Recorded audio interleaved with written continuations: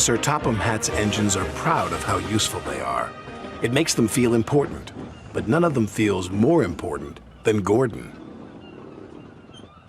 "Watch out," Gordon wheezed. "You'll get my paint all sooty." "Pulling freight cars is a sooty job," teased Salty, "but then you wouldn't know." "Of course not," Gordon huffed importantly. "Express engines don't pull freight cars. It wouldn't be dignified." "Dinghy-fried?" puzzled Percy. "What's that?" "Dignified," Gordon corrected. It means that someone's too big for his buffers," teased Salty. "Pah," said Gordon, and he puffed away. That evening, fog covered the island of Sodor. Everything slowed down, and soon the docks were packed with waiting freight cars. This caused confusion and delay. Sir Topham Hatt came to the sheds. He was in a great hurry. "Henry, Thomas, and Percy," he said, "you must go to the docks immediately." "Yes, sir," they whistled.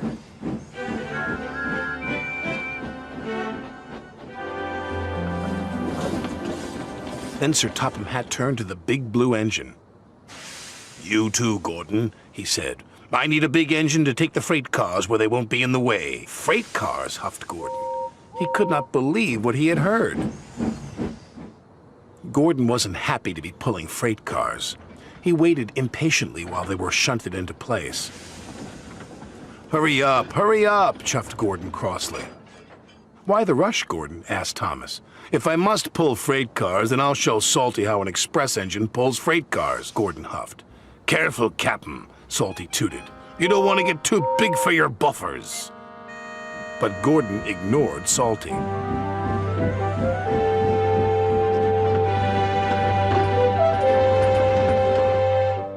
The next morning, Gordon raced along with his heavy load. "Now this is how you pull freight cars," he puffed. But the signalman had accidentally left the points switched to the branch line. Gordon rattled through the junction. "That's strange. I'm on the branch line." "Oh no," the signalman cried. "Express trains aren't supposed to go that way." It was too late. Gordon had already raced into the distance. The old branch line was weak and rusty. There were signs warning all the trains to go slow. But Gordon ignored the signs.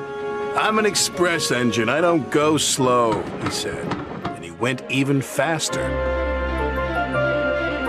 The branch line couldn't take his weight, and the rails buckled. "Oh, help!" Gordon cried as he slid off the tracks and into a field.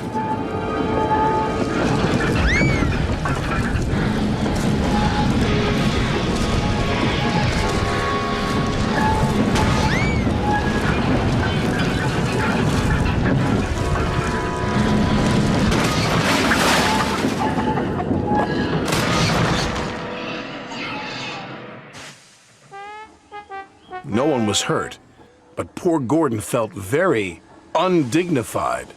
"What will Sir Topham Hatt say?" he groaned. He found out soon enough. "Well, Gordon," said Sir Topham Hatt, "you wanted to show Salty a thing or two, and you've certainly done that. You've shown him how silly it is to ignore go-slow signs." "Sorry, sir," said Gordon, and he let out a sad wheesh of steam.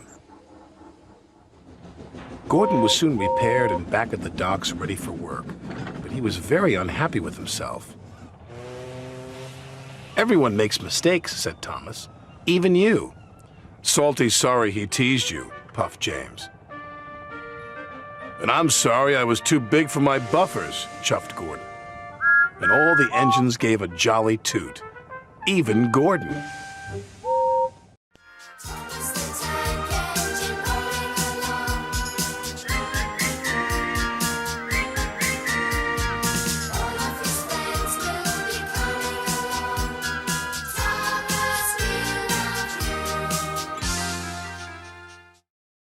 Percy puffed grumpily into the yards. He was feeling put upon and said so.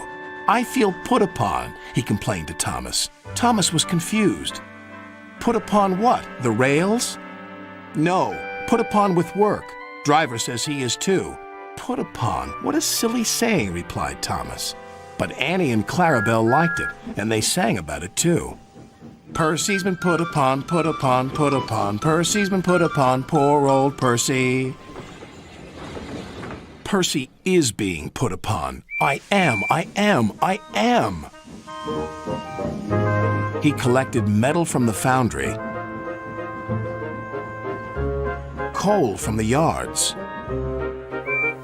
flour from the mills, rock from the quarries, and fuel from the depot. Then he delivered it all to the docks.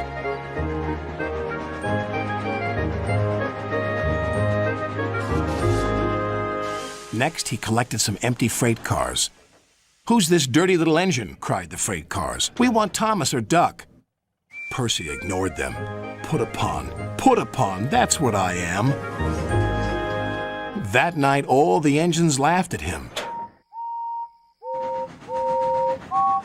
"We can see what's been put upon you," said Thomas. "Silence," said Sir Topham Hatt. "Percy, you've done a good day's work. Now get a good night's rest." "Yes, sir. Thank you, sir." Next morning, he took some freight cars to the coal yards. Then he had to push empty freight cars to the mine shaft. When he arrived, there was trouble. The foreman spoke to his driver. "The freight cars are stuck on the mechanism. All they need is a good push. We'll do it right away." Percy shunted back to where a large canvas barrier was used to protect his line from loose rocks. Percy charged at the line of freight cars too fast and too hard. "Oh no!" gasped Percy. The freight cars broke free, but ran out of control to the mines below. On! Faster, faster!" the silly freight cars yelled. Then there was trouble again.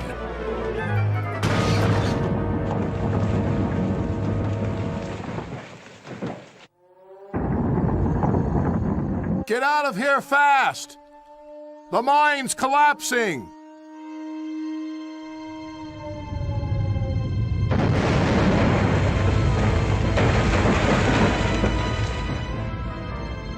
"We'll just have to make a run for it, Percy," called his driver. "There's going to be an avalanche," wailed Percy. And he was right. Worse still, the track he was on began to crumble. "Oh, help!" wailed Percy. Then he remembered something he had seen earlier. "There's a canvas barrier by the track. That might save us." They were just in time.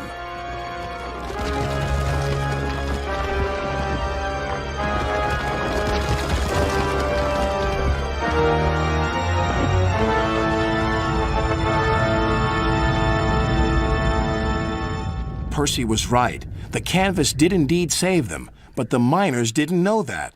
"The avalanche has buried an engine and its crew," shouted the foreman. "We must help them."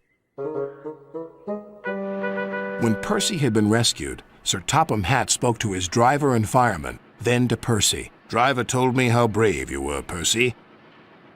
As a reward, you will be repainted at the works." "Oh, thank you, sir." When he returned, Percy's coat glistened in the sun. "I'm sorry we teased you, Percy," said Thomas. "You were certainly put upon by that avalanche." "Yes, indeed. But just look at my new coat of paint. Now, I don't mind that being put upon me." Take a look who's coming down the track. Make way for James, hooray for James. Shiny, shiny paint with the chevron stack. Make way for James, hooray for James. What is for certain and we really should note? It's indisputable, but let's take a vote. He's a really splendid engine with a bright red coat.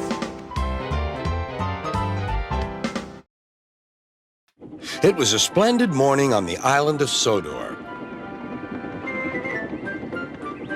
James was feeling very pleased with himself. His red paint gleamed in the sunshine as he sped along the line.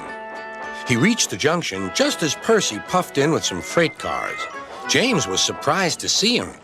"What are you doing here, Percy? You should be at the station by now." "I know," sighed Percy. "These cars have been troublesome all morning." "That's no excuse, Percy. Nothing should stop us. Sir Topham Hatt relies on us to be on time. Now, if you'll excuse me, I'll be on my way." And James puffed importantly away. "Bossy buffers," muttered Percy.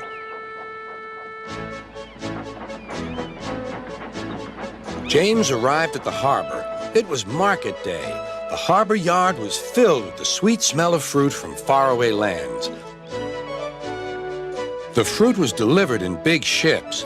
James watched as strawberries, oranges, melons, and bananas were carefully loaded onto his cars. Then he set off for the station on the main line.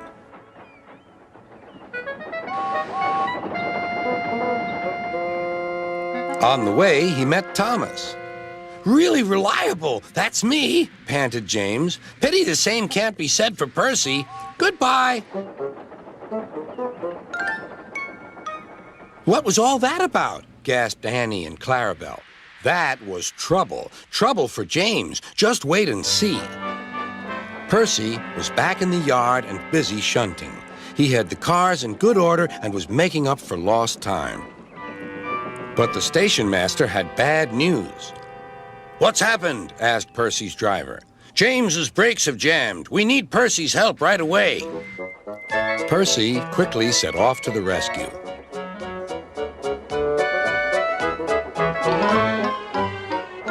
James was stuck on the line and looking glum.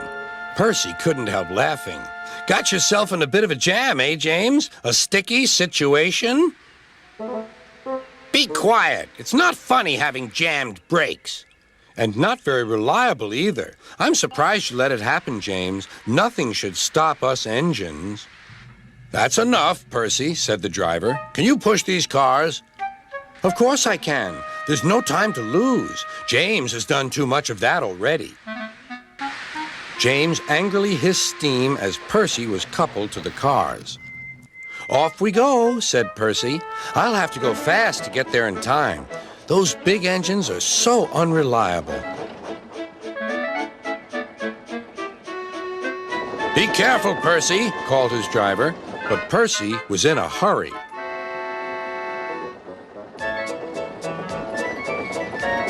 He didn't see that the switch had failed and that he had been diverted into a siding. "Look out, Percy!" shouted his driver and applied the brakes, but it was too late.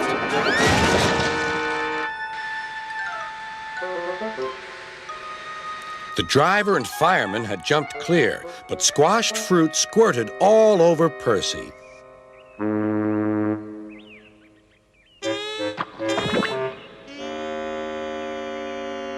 Sir Topham Hatt arrived. "Percy, you are not to blame for the switch failure, but I do not run a jam factory." "Yes, sir. No, sir." And Percy squelched sadly away. That night, the shed was silent. James and Percy felt very sorry for themselves. At last, Thomas spoke. "You know," he said to no engine in particular, "there's more than one way to get jammed. We all learned that today." Still, there was silence. What's more, we also learned that sometimes when engines help each other out of a jam, things can still go wrong. "So," said a voice, "so that means we learned a lot today, and therefore..." Then came a chorus. "We're really useful engines after all."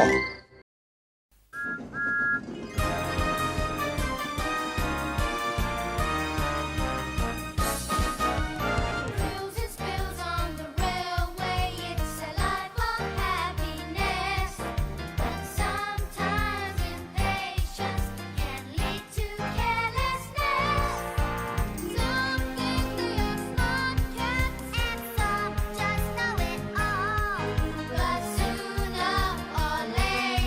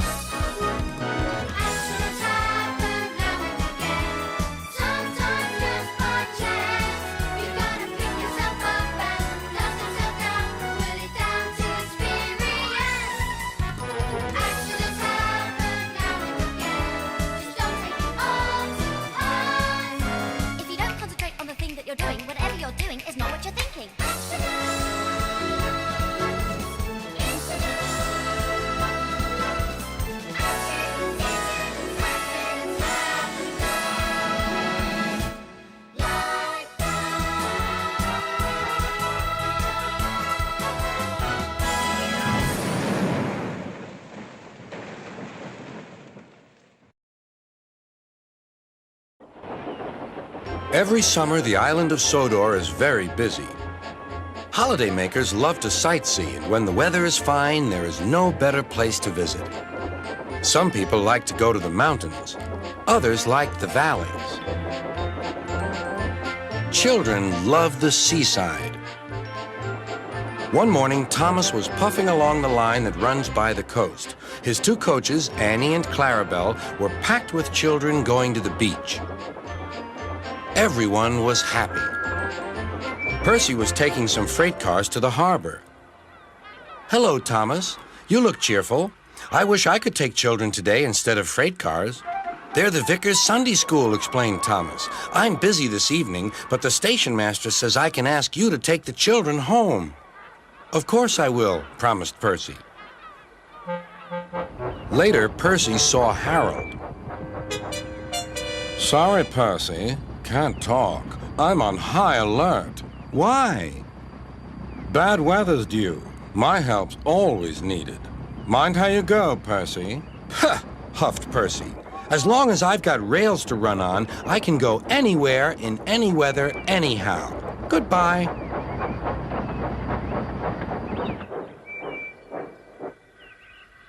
"Be careful," warned Edward. "There's a storm coming." A promise is a promise, thought Percy, no matter what the weather. The children had a lovely day, but by tea time, dark clouds loomed ahead. Annie and Clarabelle were glad when Percy arrived. He was just in time. The rain streamed down Percy's boiler. Ugh, he shivered and thought of his nice dry shed.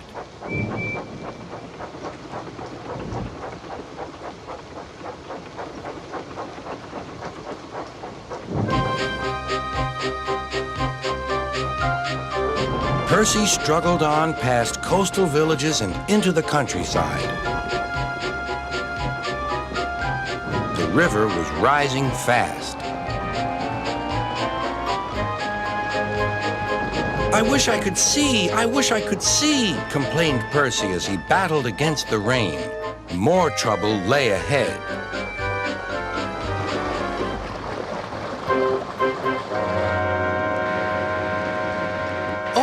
Hissed Percy. "The water is sloshing my fire." Percy's driver and fireman had to find some more firewood. "I'll have some of your floorboards, please," said the fireman to the conductor. "I only swept the floor this morning," grumbled the conductor, but he still helped. Soon Percy's fire was burning well. He felt warm and comfortable again. Then he saw Harold. "Oh dear," thought Percy, "Harold's come to laugh at me." Something thudded onto Percy's boiler. "Ow!" exclaimed Percy. "He needn't throw things." "It's a parachute," laughed his driver. "Harold's dropping hot drinks for us." "Thank you, Harold," whistled Percy. "Good to be of service," replied Harold and buzzed away. The water lapped Percy's wheels.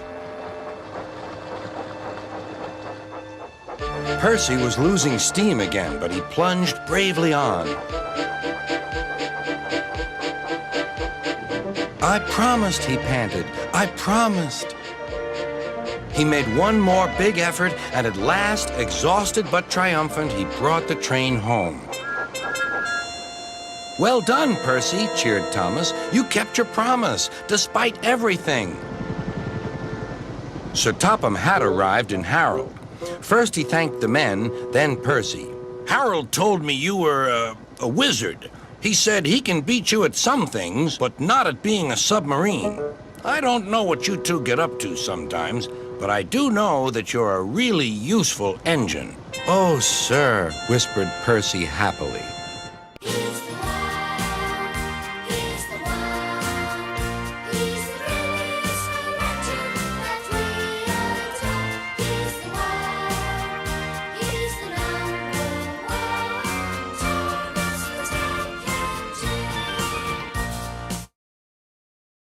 Every afternoon, Thomas the Tank Engine puffs along his branch line with Annie and Clarabelle. First, they pass the water mill. Next, they come to a big farm. Then they can see a bridge with a village nestled either side of it. This is a special place. Whenever children hear Thomas coming along, they stand on the bridge waving until he is out of sight.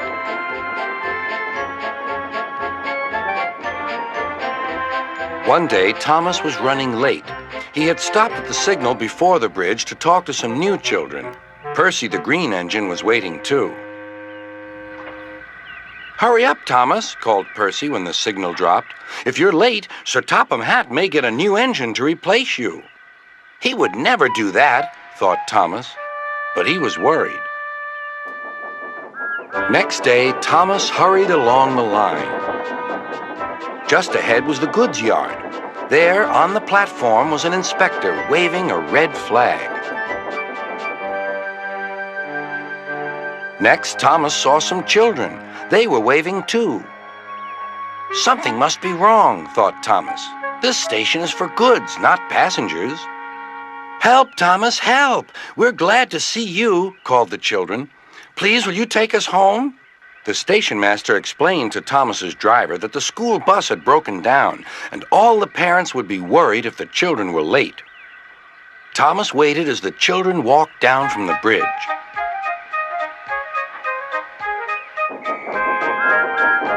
Then he took the children to the next station where Bertie was waiting to take them home. When Thomas finished his journey, he was very late. He was worried that Sir Topham Hatt might be cross with him.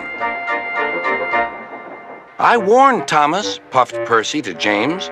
"He's been late one time too many. He'll be in trouble now." But next morning, when Thomas picked up his passengers, Sir Topham Hatt was nowhere to be seen.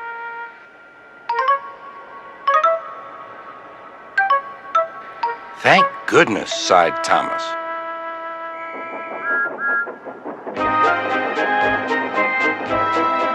Thomas knows every part of his branch line. Just ahead was a stretch where the hot sun had bent the rails on the track.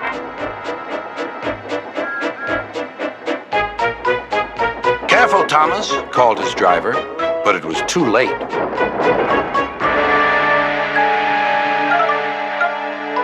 "That's done it," said his driver. "We shan't get any further today." "But what about my passengers?" asked Thomas. "Don't worry, they'll be looked after," replied his driver. While workmen repaired the line, Thomas had to shunt freight cars in the yard. Bertie came to see him. "I understand you need my help again." "Yes, Bertie," replied Thomas sadly. "I can't run without my rails." Bertie set off to collect Thomas's passengers.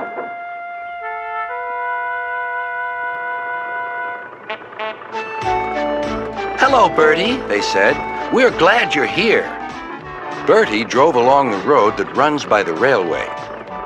He stopped at each station along the line. Sometimes he stopped between stations to let people off closer to their homes. Thomas felt miserable.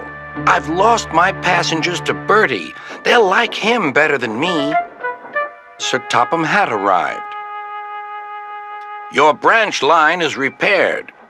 I'm going to change your timetable so that you and Bertie can work together more." When Thomas reached the station, there, to his relief, were all his passengers. "Bertie is a good bus, but we missed our train rides with you," they said. Later, Thomas spoke to Bertie. "Thank you for looking after my passengers." "That's all right, Thomas. I'd like to make new friends, but I'm glad to share them with you." "You're a good friend indeed," replied Thomas, "and always will be."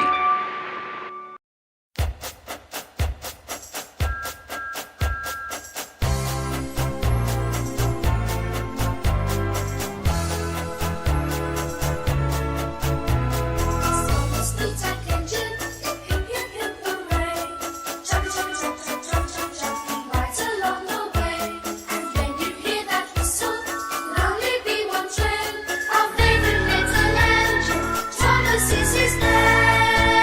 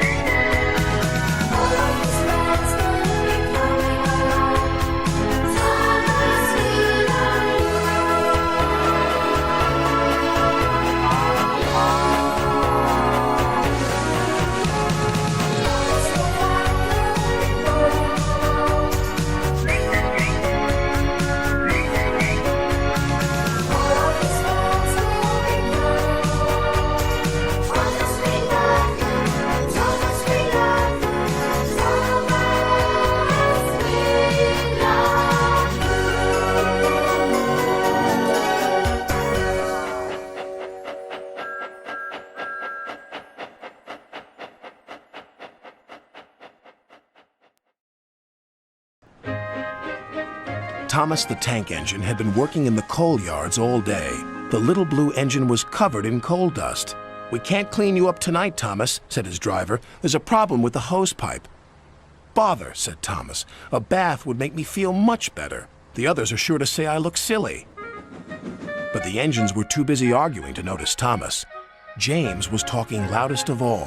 "I deserve a new coat of paint. Sir Topham Hatt says I'm the pride of the line, and—" "Rubbish," huffed Henry. "We're all the pride of the line." "It's been like this all day," confided Percy to Thomas. "James is getting a new coat of paint and won't stop boasting about it." "Why, James? I'm the one who needs a new coat. Look at me." "I'd rather not," retorted James. "You're not a pleasant sight, and wouldn't understand the needs of a really important engine." Thomas was fuming. Next morning, as James was being repainted, Henry had an accident. "If you can't push cars properly, Henry, why not talk to a tree instead? You know how much you like the forest." "As a matter of fact, Bossy Boiler, Sir Topham Hatt is inspecting the island for trees that are too close to the line. He's worried they might cause trouble." "Pah!" laughed James. "If I came upon a tree, I'd just push it aside." "Really?" Henry replied. Soon James was showing off his paintwork. "Make way for an important engine." "You wouldn't feel important if one of those trees crashed on you. You'd feel hurt," reproached Percy. "Rubbish! It wouldn't dare." "You should be careful, James. Trees can be just as powerful as engines," advised Terence. "Oh, please. Now, excuse me, Sir Topham Hatt needs me to pull the express." And he huffed away.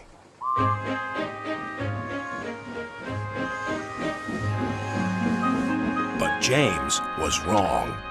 "You must go to the yards and collect an important goods train, James.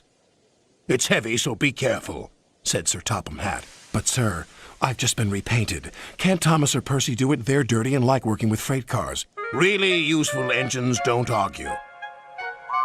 So James didn't. By the time he arrived at the yards, the weather had changed for the worse. "Your color's nice, James. Pity about your face, though," said a freight car. James ignored them and set off.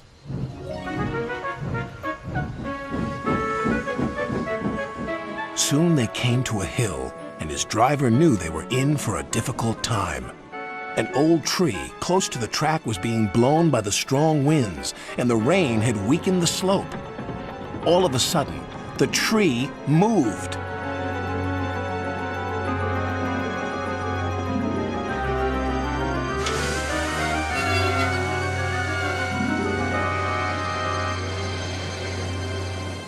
"Oh, help!"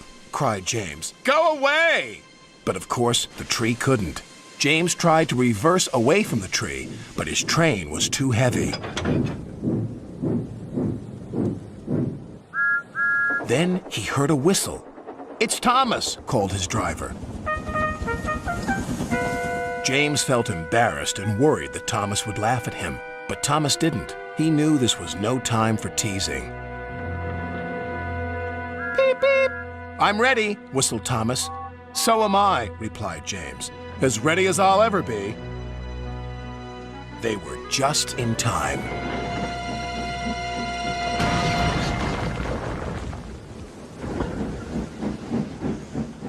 Later, James spoke to Thomas. "Percy and Terence were so right to warn me.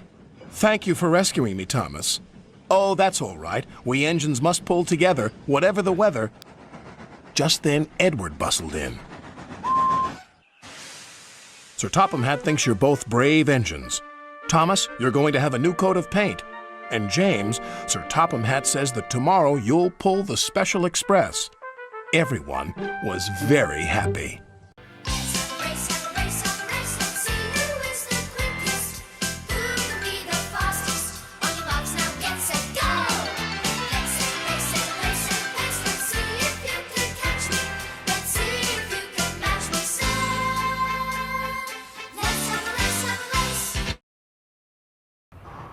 Trevor the traction engine is old-fashioned, but he doesn't care. He knows that he is really useful, like his friend Edward, the blue engine. Early one morning, Trevor was chuffing about the vicarage orchard. He had important news for Edward. The vicar says that not all children are able to have holidays by the sea, so he's having a garden party to raise money for a seaside trip. I'm going to be the star attraction, chatted Trevor, giving rides to all the visitors. The vicar is putting up posters all about it. I'd like to help too, sighed Edward, but without my rails, I wouldn't be much good at a garden party.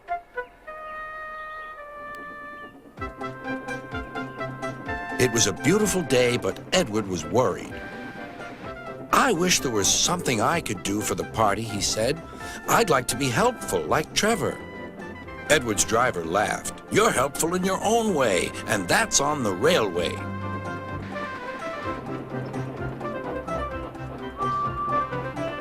Next day, it was Trevor's turn to look disappointed. He had bad news. The vicar's been so busy that he forgot to put up the posters. Now no one will know about the party. But Edward had an idea. Don't worry, he said. Everything is going to be all right. Then he explained to his driver. The vicar can paste his posters on my cab and coaches, so wherever I go, they'll go too. Well done, Edward, said his driver. I'm sure Sir Topham Hatt will agree. As indeed he did. Edward steamed happily through the stations collecting his passengers. Look, they said, the vicar is holding a party. We must go to that. Later, Trevor was resting in the orchard shed when Bertie rolled by. Hello, Trevor. Why are you dozing there like an old stick in the mud? I'm not dozing. I'm resting, replied Trevor. Then he told Bertie about the vicar's party. I'll be there too, boasted Bertie.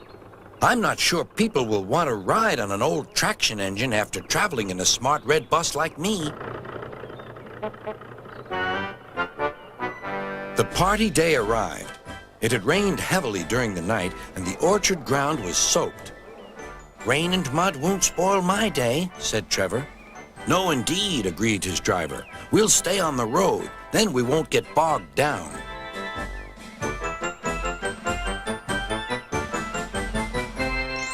Trevor was soon busy trundling up and down the quiet country lane, carrying lots of laughing children.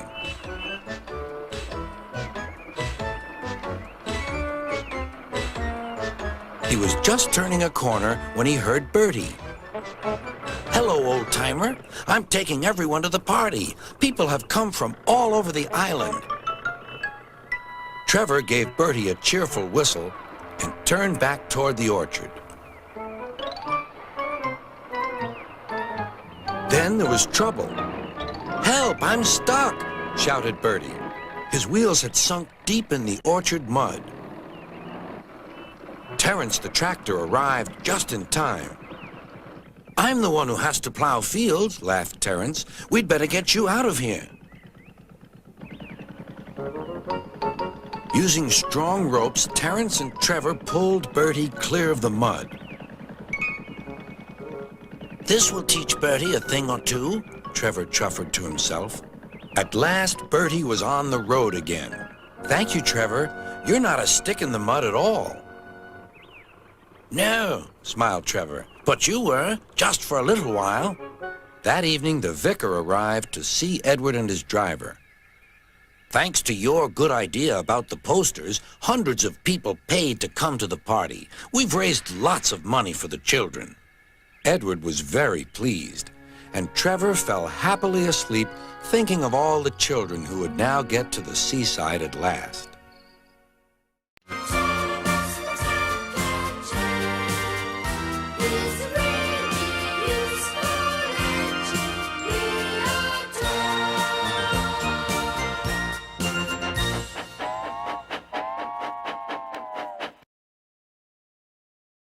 One day, Thomas was at the quayside of a small village.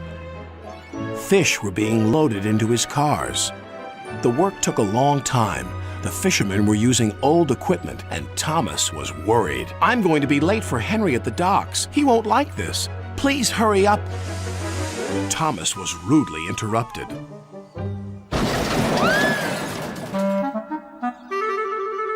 His driver and fireman laughed. "Phew," sniffed Thomas. "What a pong!"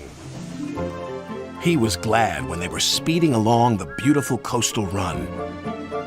Then they saw a man waving a red flag. "What's the matter now?" "High tides are damaging the track," reported the man. "I've marked the spot." "We'll go and inspect," said the driver.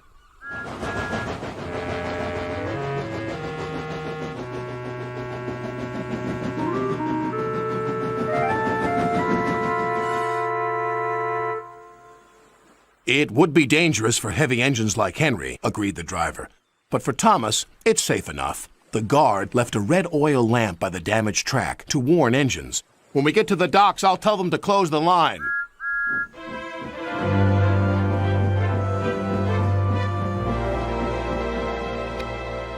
Henry was waiting for Thomas's cars.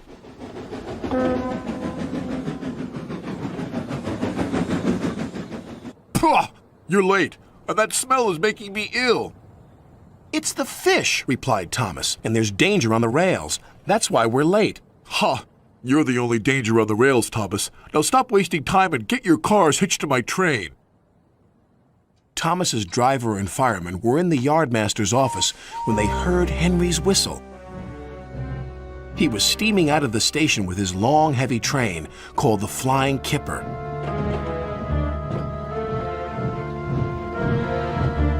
"What route is Henry taking tonight?" asked the driver. "The coastal run, it's the quickest." "But I told you," gasped the driver. "That's dangerous for a big engine like Henry." The yardmaster quickly phoned the signalman. Henry roared past the signal box. I'll soon make up for lost time.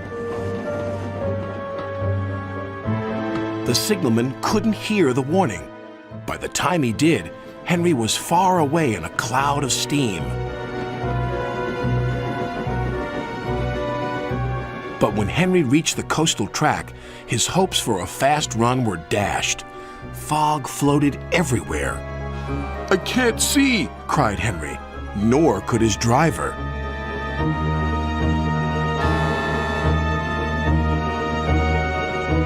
And when he could, it was too late.